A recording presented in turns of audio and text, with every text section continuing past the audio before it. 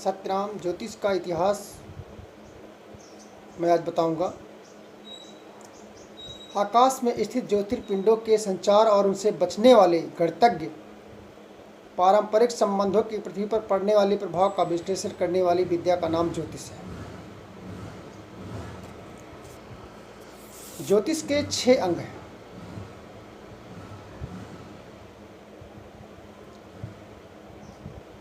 ज्योतिष का इतिहास जो है उसमें वेद के 6 अंग बताए गए हैं। वेद के 6 अंगों में भी ज्योतिष आता है। वेद के जो 6 अंग हैं उनमें शिक्षा, कल्प, निरुक्त, व्याकरण, छंद और ज्योतिष आते हैं।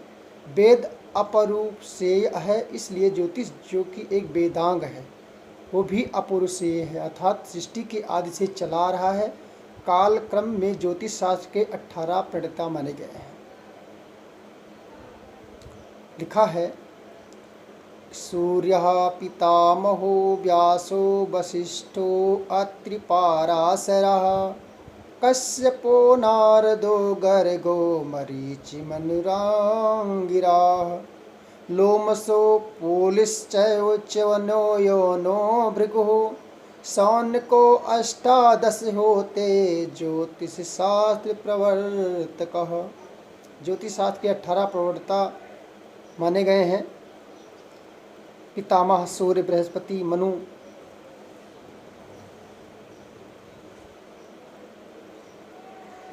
अत्रि, वशिष्ठी, पुलस्त्य, ग्लोमस, पौलिस, अंगिरा, मरीच,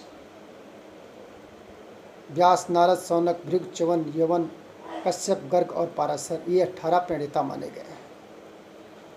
इन महर्षियों ने जो सिद्धांत निकाले उन्हें सिद्धांत नाम दिया गया। इन ज्योतिषियों ने अलग से सिद्धांत, एक पुस्तक होती है उसको सिद्धांत निकाला। सूर्य ने सूर्य सिद्धांत निकाला, सोम सिद्धांत, सौनक सिद्धांत, ब्रह्म सिद्धांत, वशिष्ठ सिद्धांत। वशिष्ठ सिद्धांत लघु वृद्ध दो तरह के हैं। लोमा सिद्धांत, व्यास सिद्धांत, भृग सिद्धांत और पाराशर सिद्धांत। इस तरह से सिद्धांत नाम से भी ज्योतिष की पुस्तकें आई, उन्होंने अपने सूत्र दिए। उपयुक्त महर्षियों ने अपने अपने अलग अलग सिद्धांत प्रतिपादित किए हैं। उदाहरण के तौर पर बहुत कुछ बताने को बाकी रह जाता है।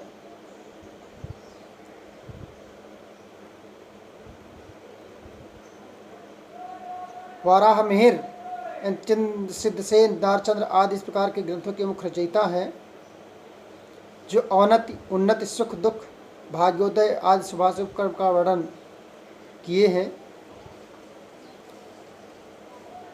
आकाश मंडल में पृथ्वी को सर्वाधिक समीप चंद्र है,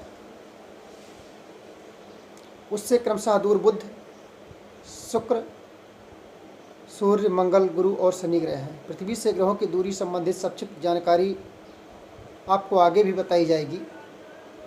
तो आज हम ज्योतिष के बारे में ही आपसे बात करने वाले हैं कि ज्योतिष का विस्तार कैसे हुआ, क्या क्या उसमें बताया जाता है। ज्योतिष के प्रणेताओं ने बड़ी सूझबूझ से ग्रह गणित और रश्मि ग्रह के प्रभाव दोनों को मिलाकर त्रिस्कंध ज्योतिष शास्त्र का निर्माण किया। स्कंध का अर्थ यहाँ विभागों से है। स्कंध का मतलब होता है विभाग या खंड। तो ज्योतिष को 3 भागों में खंड कर दिया गया। ज्योतिष जो है मेन 3 खंडों में है। इन 3 भागों की अनेक शाखाएं हो गई हैं। वारामिहिराचार्य ने कहा है ज्योति शास्त्र मनेक मिदशम स्कंध त्रयतिष्ठितम, अर्थात ज्योतिष शास्त्र के विषय के अनुसार अनेक भेद हैं जो 3 स्कंधों में टिके हैं। ये 3 स्कंध गणित, होरा और संहिता है। यदि सरल करें तो एक भाग है गणित ज्योतिष और दूसरा भाग है फलित ज्योतिष। गणित में सिद्धांत, करण, तंत्र शाखाएं आती हैं। गणित की इन शाखाओं से सृष्टि के आरंभ में अब तक कितने वास दिन व्यतीत हुए हैं, वर्ष, अयन, ऋतु, ग्रहों की गति, उनके युगों में सूर्य परिभ्रमण की संख्या, सूर्य चंद्र ग्रहण की तिथि, नक्षत्र योग, करण आदि का ज्ञान होता है। यह सिद्धांत के माध्यम से जाना जाता है। जिसको गणित, ज्योतिष और सिद्धांत के नाम से जाना जाता है। हजारों वर्ष पूर्व ज्योतिषियों की इस शाखा में भारतीय आचार्यों ने सिद्धता प्राप्त की, अनेक सिद्धांत ग्रंथों की रचना की। ये खगोल ज्ञान है, ये आकाशीय ज्ञान है। आधुनिक विज्ञान में इसे, वर्तमान समय में इसको एस्ट्रोनॉमी नाम से पुकारा जाता है। एस्ट्रोनॉमी इसको कहते हैं, जो गणित ज्योतिष कहलाती है। ज्योतिष से बाकी दो स्कंद होरा और संहिता फलत खंड में आते हैं। वाराहमिहिर के अनुसार अब जो एस्ट्रोनॉमी है, एस्ट्रोनॉमी में पंचांग आप समझते होंगे, 5 अंगों का पंचांग कहलाता है। पंचांग में तिथि, नक्षत्र, करण, योग,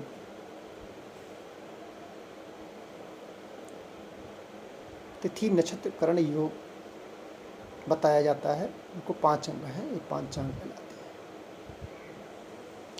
अगर बिना पंचांग के आप ज्योतिष को सीखना चाहते हैं, पहले पंचांग सीखना पड़ता है। पंचांग सीख लेंगे तभी ज्योतिष के बारे में कुछ जान पाएंगे। तो उसके पहले आप पंचांग ले लीजिए। पंचांग को अगर देखना जानते हैं तो ज्योतिष सीखने में सरलता हो जाएगी। ज्योतिष के जो 2 स्कंद हैं, स्कंद होरा और संहिता फलित खंड में आते हैं। वो तो गणित लगाकर आप कुंडली बनाने में गणित ज्योतिष की व्याख्या करनी पड़ती है, उसमें गणित निकालना, गणित लिखना पंचांग बिना असंभव नहीं है। लेकिन फलित ज्योतिष जो होती है, जिसको स्कंद होरा कहते हैं, यानी फलित ज्योतिष। स्कंद होरा मतलब फलित ज्योतिष, और एक फलित खंड है, संहिता होता है। होरा शब्द आप समझते होंगे, जैसे आप घड़ी जिसको कहते हैं, समय जिसको कहते हैं, 24 घंटे का अंग्रेजी में हावर जिसको कहते हैं, उसी को शास्त्र में होरा कहा जाता है। होरा सूर्योदय से सूर्योदय दूसरे सूर्य निकलने तक 24 घंटे का होरा होता है। वो भी 24 होरा होता है, जैसे इसमें 24 घंटे होते हैं, उसमें 24 होरा होता है। ये थोड़ा शब्द इस ज्योतिष की भाषा में होरा कहते हैं, और आप लोग उसको टाइम कहते हैं। आपका 12 बजे रात से शुरू होता है, और ज्योतिष का सूर्य निकलने से सूर्योदय तक वही होरा माना जाएगा, उसी के क्रम से वही दिन माना जाएगा। अंग्रेजी में यही शब्द आवर, और ग्रीक भाषा में इसे हावर नाम से जाना जाता है। होरा स्कंद को जातक भी कहते हैं। होरा शास्त्र में मनुष्य की जन्मकालीन आकाशीय स्थिति का एक नक्शा तैयार किया जाता है, जिसको हम लग्न कुंडली नाम देते हैं। आकाश में जिस जिस राशि में जहाँ जहाँ ग्रह जो होते हैं, उन्हें उन स्थानों पर लिख दिया जाता है। इस नक्शे में ज्योतिष की भाषा में लग्न जन्मांक कुंडली कहते हैं। इसके आधार पर मनुष्य के जन्म से मृत्यु पर्यंत की घटनाएं की फलित की अनुभूत होती है। सिद्धांतों के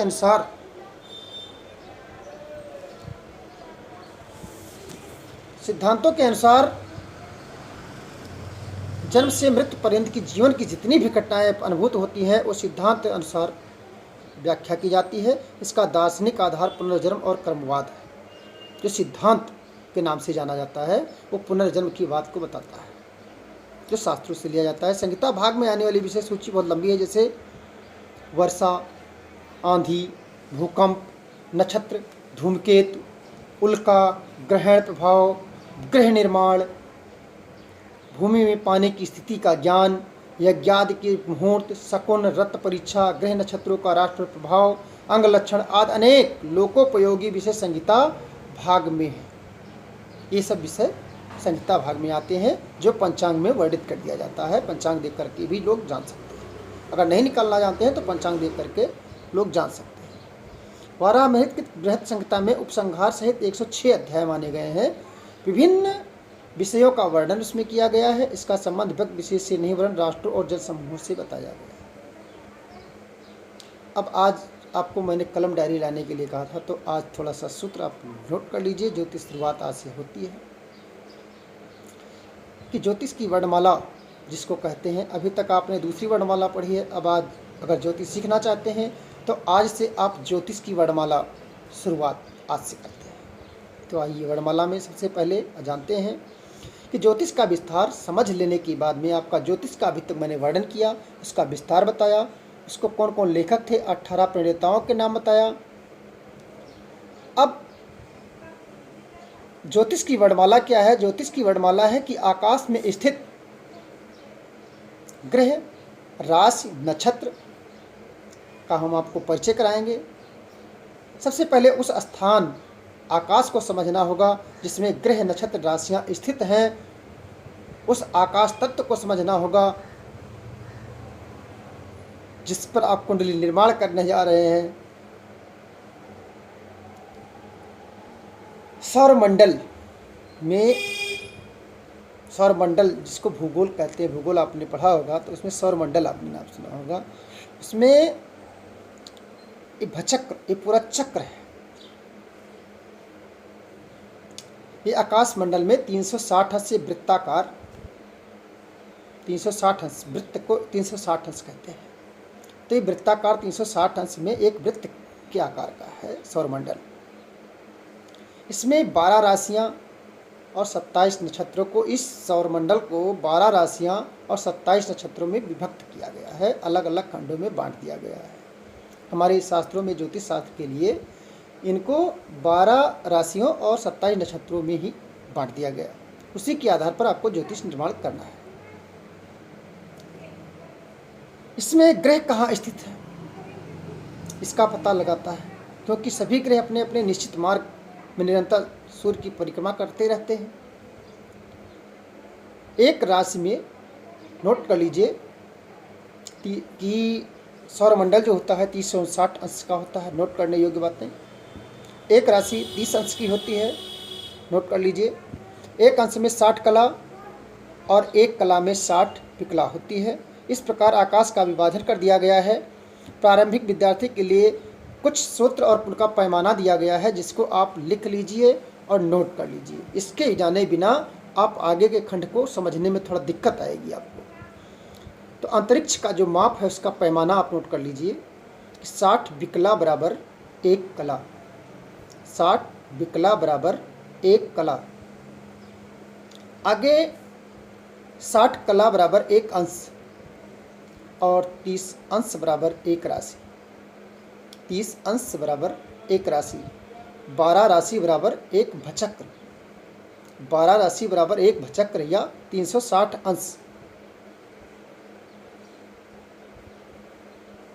60 विपल।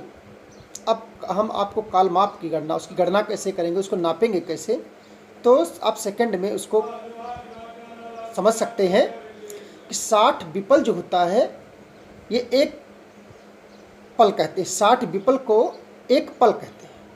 जैसे आप 60 सेकंड को 1 मिनट कहते हो, उसी तरह से 60 विपल को एक पल कहते हैं। और 2.5 पल का 1 सेकंड होता है। तो 60 विपल बराबर 1 पल या 24 सेकंड। ये 60 विपल बराबर 1 पल या 24 सेकंड। अब 60 पल बराबर 1 घड़ी। 1 घड़ी कितने मिनट की होती है? 24 मिनट की। इसको मैं इसलिए बता रहा हूँ क्योंकि आप घड़ी पल ना समझ पाए तो मिनट में भी समझ लें, इसलिए इसको नोट करना आपके लिए बहुत भी जरूरी है।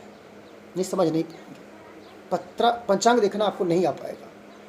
नहीं, अगर घड़ी पल में देख सकते हैं तो घंटा मिनट में देख सकते हैं, उसमें देख लीजिए आराम से, निकाल भी सकते हो, जोड़ भी सकते हो, लग्न भी बना सकते हो आराम से इससे। 60 घड़ी बराबर 1 अहोरात्र। अहोरात्र किसे कहते हैं? दिन और रात जिसको आप कहते हैं उसको ज्योतिष में अहोरात्र कहा गया है।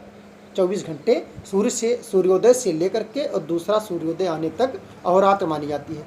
अब इसको दिन रात हम क्यों नहीं कहते? दिन रात कहेंगे तो उसमें आप घड़ी के टाइम से लेंगे तो 12 बजे रात से घड़ी का टाइम जो समय चलता है, घंटा चलता है, वो 12 बजे रात से चलता है। लेकिन जो हमारे ज्योतिष का जो विषय है वो सूर्य निकलने पर शुरू होता है दिन, और दूसरे दिन फिर सूर्य निकलेगा, तब तक के अहोरात्र 24 होरा माना जाता है। 24 घंटे तो होते हैं, लेकिन वो सूर्योदय से सूर्योदय तक लिया जाता है, वो वही दिन माना जाएगा, उसी दिन का वो भविष्य बताया जाएगा। 30 अहोरात्र का, जैसे 30 आपका पूरा होता है वैसे 30 अहोरात्र बीत जाने पर 1 महीना हो जाता है, 1 मास कहलाता है। और 12 मास 12 महीने बीत जाने पर एक वर्ष कहलाता है। तो आज आपने ये नोट कर लिया है। तो कल हम आपको बताएंगे ग्रह कितने हैं, राशियां और उनके नाम, नक्षत्र और उनके नाम।